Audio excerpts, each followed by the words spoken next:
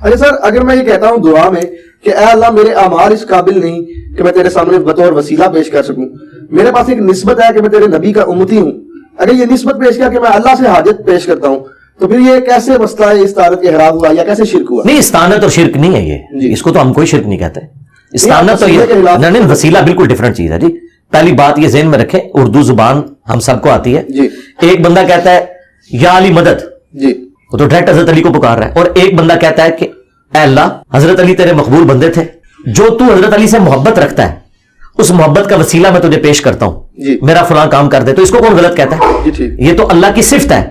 آپ یہ بھی کہیں کہ اے اللہ جو تجھے تیرے نبی سے، ان کے اہل البیت سے، ان کے صحابہ سے محبت ہے، یہ اللہ کی صفت ہے محبت کرنا، اس تیری صفت کا وسیلہ میں تجھے پیش کرتا ہوں. تو آپ کریں.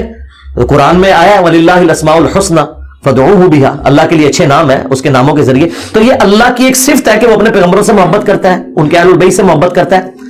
لیکن ان ہستیوں کو آپ نہ پکاریں، وہ ایاک نعبد و ایاک نستعین کی وائلیشن ہے. ظاہری مدد تو آپ کسی سے بھی لے سکتے ہیں. یہ لوگ کہتے ہیں جی حضور نے مولا علی کو مدد کے لیے پکارا تھا. بھائی مولا علی زندہ تھے تو انہیں کو پکارنا تھا. ہونا تو چاہیے تھا حضور امیر حمزہ کو قبر سے نکالتے، زندہ کر کے تو ساتھ لے کے آتے خیبر کے موقع پہ، پھر ہم آپ کی بات مانتے ہیں.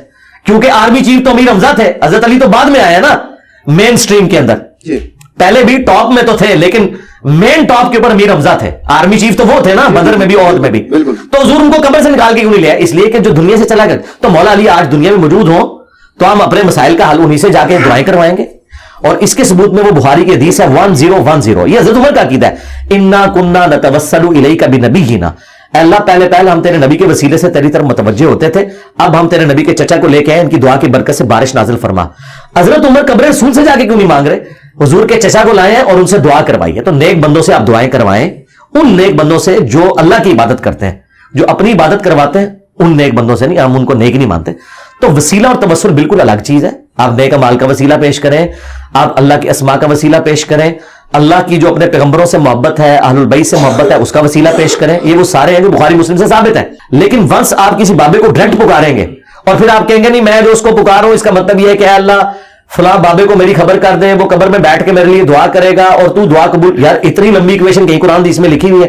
قرآن میں انبیاء کی دعائیں رپورٹ ہوئی ہیں، کوئی ایک دعا بتائیں.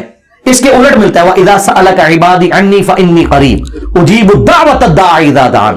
اے میرے نبی جب میرے بندے آپ سے میرے بارے میں پوچھے نا تو مجھے بتائیں اللہ کا تعارف جو ہے بابا کروائے گا یا اللہ کا نبی کروائے گا؟ صحابہ کرام جب پوچھتے تھے تو کہا گیا کہ فرماؤ کہ میں ہر بندے کے بالکل قریب ہوں، ہر پکارنے والے کی پکار کو سنتا ہوں. وہاں تو کوئی وسیلہ واسطہ نہیں ڈالا بیچ میں. وسیلہ واسطے اس طرح کے جو میں نے جس طریقے سے بتایا یہ جواز کی حد تک ہے، باقی اللہ اور بندے کا کوئی پروٹوکول نہیں ہے. ڈائریکٹ آپ اللہ سے مانگے ادعونی استجب لکم. البتہ پروٹوکول یہ ہے کہ آپ نے حمد و درود شریف پڑھنا ہے، وہ ترمذی میں حدیث ہے، وہ ایک سلیقہ ہے دعا کا.